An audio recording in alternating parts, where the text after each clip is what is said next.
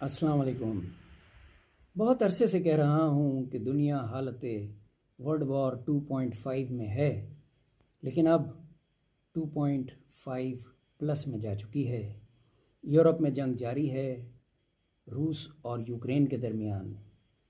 पाकिस्तान में बड़ी मुश्किल से जंगबंदी हुई है, जबकि भारतीय वज़ीर आज़म का कहना है कि उन्होंने पॉज लिया है, सीज़ फायर नहीं किया।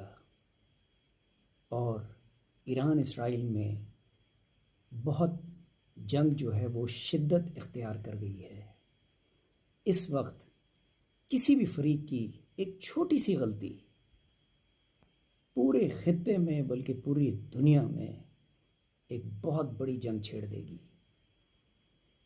मैंने ट्विटर पे भी कहा है कि रूस और चीन को फ़ौरन इंटरवीन करना चाहिए। मैं जानता हूँ कि रूस इस वक्त ख़ुद मसरूफ़ है और चीन दूसरों के मामलात में इंटरवीन नहीं करता, लेकिन अगर चीन को मुस्तक़बिल का सुपर पावर बनना है तो उसे इस मौके पे अपना किरदार अदा करना पड़ेगा। मैं उसे जंग में दावत नहीं दे रहा, लेकिन मैं उसे पीस एफर्ट की दावत दे रहा हूँ। इस वक्त के जो हालात हैं वो कुछ इस तरह हैं। कौन था कौन है, कहाँ था कहाँ है, कभी भी कहीं भी बस मार दो उसे।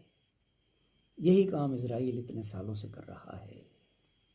जो भी है, जहां भी है, जैसा भी है, अगर जवान है, बस मार दो उसे, बस मार दो उसे।